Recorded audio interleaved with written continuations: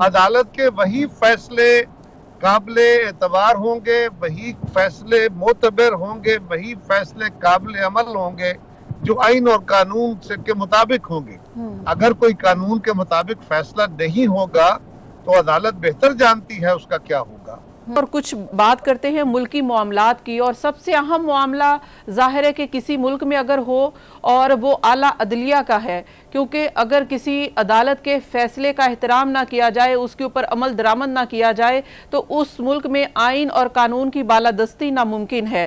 پاکستان میں ایک عدلیہ کا فیصلہ اس وقت نہیں مانا گیا جب 2 صوبوں میں الیکشن کا معاملہ تھا، اور اس وقت جو سپریم کورٹ نے فیصلہ دیا ہے مخصوص نشستوں کے حوالے سے ہے، اس پر حکومت کیا کرنے جا رہی ہے؟ کیا حکومت کوئی ایسا فیصلہ کر سکتی ہے؟ کیا سپریم کورٹ کے فیصلے پر عمل درآمد ہو سکتا ہے؟ جی بلا شبہ سپریم کورٹ کے فیصلے پہ عمل ہونا چاہیے۔ سپریم کورٹ کا احترام ہے، اور سپریم کورٹ سے بھی گزارش ہے کہ ان کا بھی احترام ہے، اور دیگر جو آئینی ادارے ہیں ان کو بھی دیگر اداروں کا احترام کرنا ہوگا۔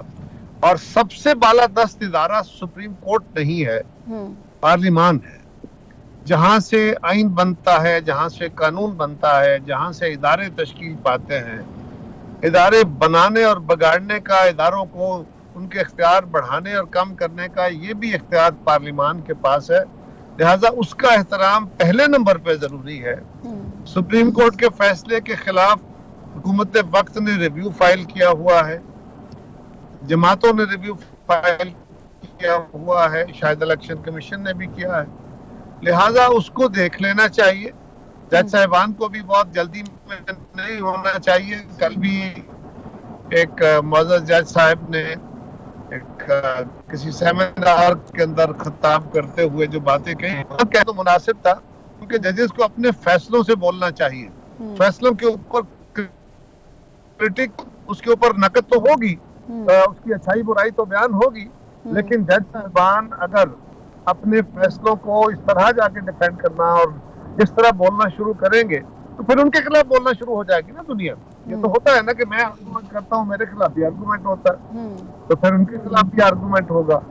یہ ان کے لیے مناسب نہیں ہے۔ کل جو انہوں نے گفتگو فرمائی ہے، بہتر ہے انہوں نے ایک فیصلہ دیا ہے، اور یا یہ فرمائیں کہ حکومت اور جو جماعتیں ہیں وہ ریویو کے اندر جو گئی ہیں وہ غلط کام کیا گیا ہے، اور جو قانون سازی کی ہے، اگر عدالت حکومت اور جماعتوں کی نظر میں، پارلیمان کی نظر میں اپنی حدود سے باہر نکل کے آئین سے ماورا یا قانون سے ماورا فیصلہ کر رہی ہے، تو کیا پارلیمان عدالت کو یاد نہیں کرائے؟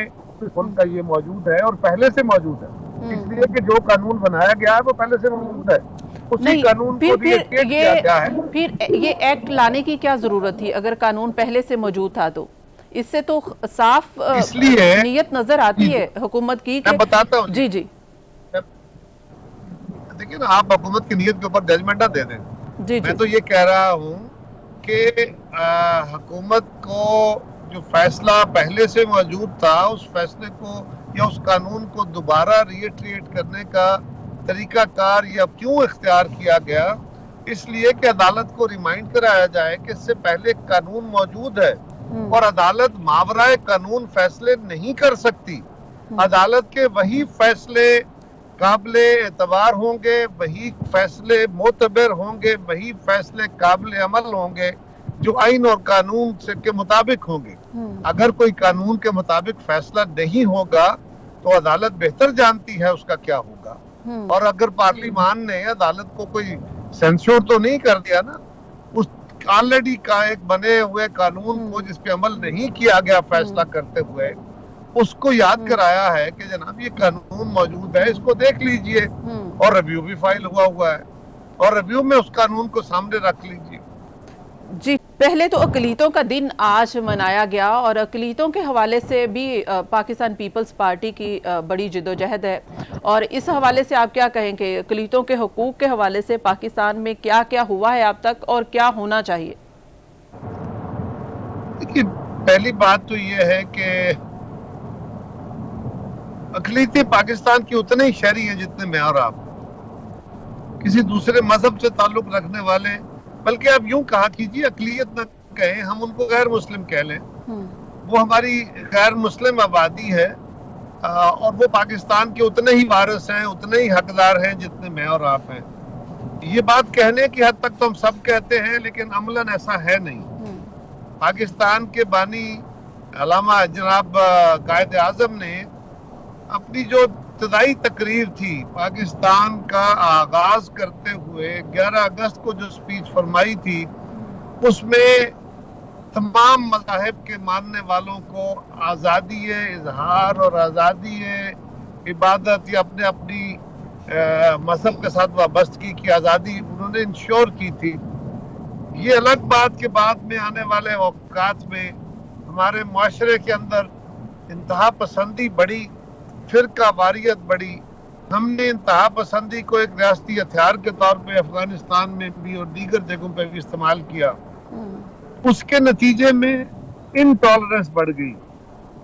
مسلمانوں کے درمیان جو فقہی اختلاف ہے وہ اتنا بڑھا کہ قتل و غارت کے بازار گرم ہو گئے, اور جو غیر مذہب کے ماننے والے تھے, دیگر مذاہب کے ماننے والے تھے, ان پہ بھی زندگی تنگ کر دی گئی.